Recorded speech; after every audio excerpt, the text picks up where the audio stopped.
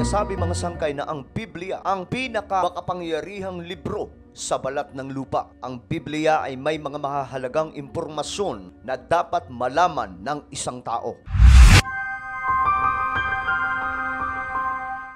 Hello, what's up mga sangkay? Ako muli ito, Sangkay Janjan, muling nagbabalik dito sa ating channel para na naman po sa panibagong vlog na kapupulutan po ng kaalaman at aral. Huwag niyo pong kalilimutan na isubscribe ang ating YouTube channel, i-click ang bell at i-click niyo po yung all. At sa mga nanonood po sa Facebook, i-follow nyo po yung ating Facebook page. Today mga sangkay, pag-uusapan po natin ang pinakmakapangyarihang libro sa balat ng lupa. Walang iba kundi ang Biblia. Ang Biblia mga sangkay ay naglalaman ng mga mahalagang impormasyon tungkol po sa kasaysayan ng ating mundo. Simula po nung nilikha ng ating Panginoong Diyos ang mundo at ng buong universe. Dito nyo lamang po mababasa at mamamangha kayo kung papaano ng Panginoong Diyos nilikha ang mundong ibabaw, lahat ng bagay, lalong-lalo na po ang kalawakan, kasama na po dito ang sangkatauhan.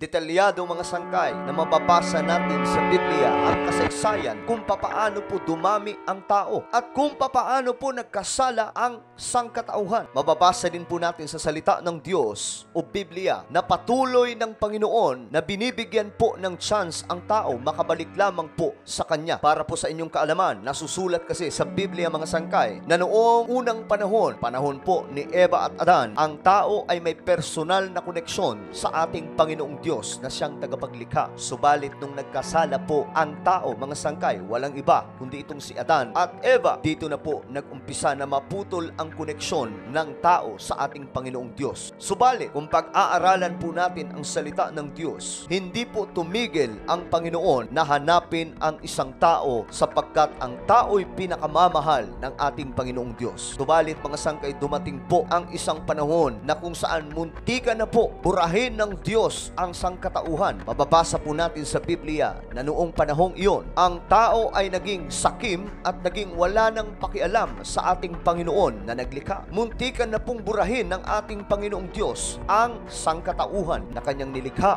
at kanyang minahal. Ngunit mga sangkay, dito niya nakita si Noah, ang nag-iisang tapat sa ating Panginoong Diyos. Noong unang panahon, ilang libong taon na ang nakararaan simula nung nilikha ng ating Panginoong Diyos ang lahat ng bagay. Nagsimula po ang pamilya ni Noah na magtayo ng isang arka na kung saan ito po ang magliligtas sa puot ng Diyos sa sino mang susunod sa pangangaral ni Noah. Dumating sa punto mga sangkay na umulan ng napakalakas at pinuno ng Diyos ng tubig ang ating planeta at lahat po ng mga masasamang tao noong unang panahon ay namatay dahil po sa galit ng Panginoong Diyos. At ang natira lamang mga sangkay, tanging pamilya lamang po ni Noah. Dito nag-umpisa mga sangkay ang panibago na namang sibilisasyon. Panibagong tao sa mundo na hanggang ngayon mga sangkay ay nagpatuloy. Ang Noah's Ark mga sangkay ay isa sa ebidensya na ang salita ng Diyos ay totoo sapagkat mismong mga scientists ang nagsasabi na kanila daw pong nahanap itong arka at pinapatunayan po mismo mga sangkay ang sukat na nakasulat sa Biblia kung papaano po ito ginawa ni Noah at ng kanyang pamilya. Ayon po sa mga scientists, sa isang bundok ng Mount Ararat, naroon daw po ang isang barko na matagal na pong panahon nagawa at wala pong ibang nababanggit dito mga sangkay kundi ito po ang Noah's Ark. Nakita po ng mga scientists itong barko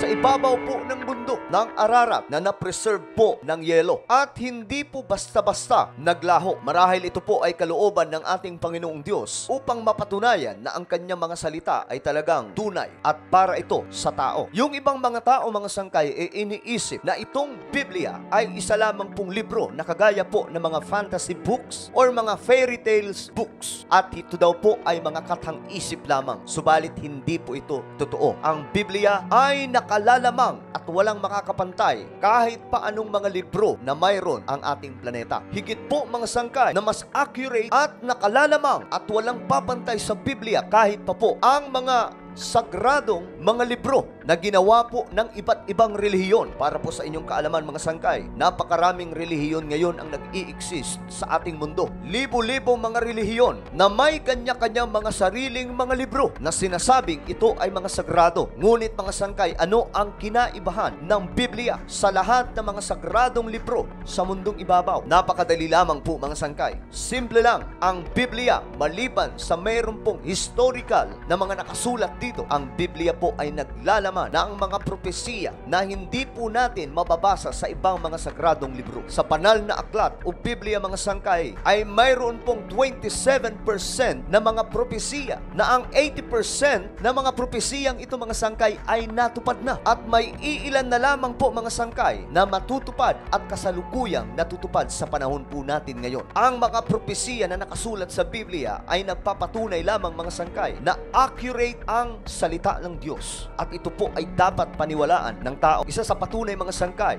na accurate ang mga nakasulat sa Biblia ay kagaya na lamang po itong isang kilalang Bible prophecy, propesiya sa hinaharap mga sangkay na nakasulat sa Biblia na kasalukuyang nagaganap ngayon. Ito po ay ang Matthew chapter 24 verse 6 to 8. Ayon po dito, maririnig na ninyo ang mga digmaan at mga balibalita ng mga digmaan, ngunit huwag kayong mababalisa, sapagkat ang mga bagay na ito ay kinakailangan mangyari, ngunit hindi pa ito ang wakas. Rinig na rinig po natin ang mga balita ngayon mga sangkay kung papaano po nangyayari ang mga digmaan sa iba't ibang panig ng ating mundo. At ito pa ang sumunod mga sangkay. Sa verse 7 sinasabi po dito, ito ay sapagkat babangon ang isang bansa laban sa isang bansa at babangon ang isang paghahari laban sa isang paghahari. Magkakaroon ng mga tagutom at mga salot at mga lindol sa iba't ibang dako. Kasalukuyang nagaganap po yan sa panahon po natin ngayon. Ang mga sigalot ng mga bansa ay kasalukuyang nakikita po natin at naririnig po natin sa mga balitaan. Ang kahirapan sa ating mundo na nakasulat din po sa Biblia, sa ating binasa ngayon mga sangkay, ay kasalukuyang nagaganap. At ang paglaganap ng iba't ibang klaseng karamdaman o sakit ay nagaganap din po sa kasalukuyang panahon mga sangkay. Kagaya na lamang po ng pagkakaroon ng epidemic or pandemic na naranasan po natin noong taong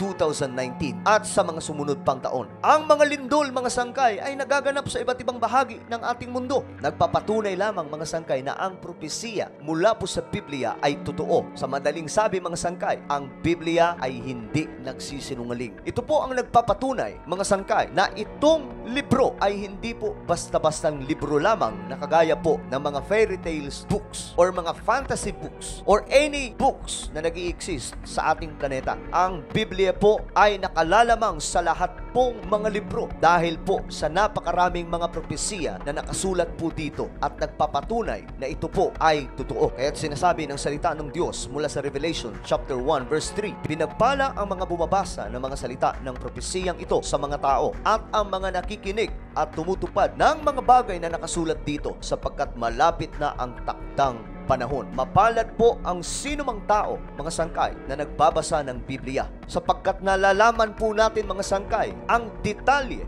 ng mga prophetic events na nagaganap po sa kasalukuyang panahon at sa mga paparating pang mga panahon. Hindi po tayo ililigaw ng Biblia, pagkus ito po ang magbibigay sa ating daan para malaman kung ano nga ang kalagayan ng ating mundo. Subalit mga sangkay, may paalala po mula po sa salita ng Diyos na ang Biblia ay hindi dapat baguhin, hindi po pwedeng dagdagan o hindi po pwedeng bawasan. Ito po ang matinding paalala mga sangkay sa sinumang nagdaragdag o nagbabawas sa Biblia. Ayon po sa Revelation chapter 22 verse 18 hanggang 19. Ako si Juan ay nagbibigay babala sa lahat ng nakaririnig sa mga pahayag ng Diyos sa aklat na ito. Ang sinumang magdagdag sa mga nilalaman ng aklat na ito, idaragdag ng Diyos ang kanyang parusa, ang mga salot na nakasulat dito. At ang sinumang magbawas sa mga nilalaman ng aklat na ito ay aalisan ng Diyos ng karapatang kumain sa bunga ng punong kahoy na nagbibigay buhay, at mawawalan din siya ng karapatang makapasok sa banal na lungsod na nabanggit sa aklat na ito. Sa madaling sabi mga sangkay, bawal pong bawasan o bawal dagdagan ang nakasulat na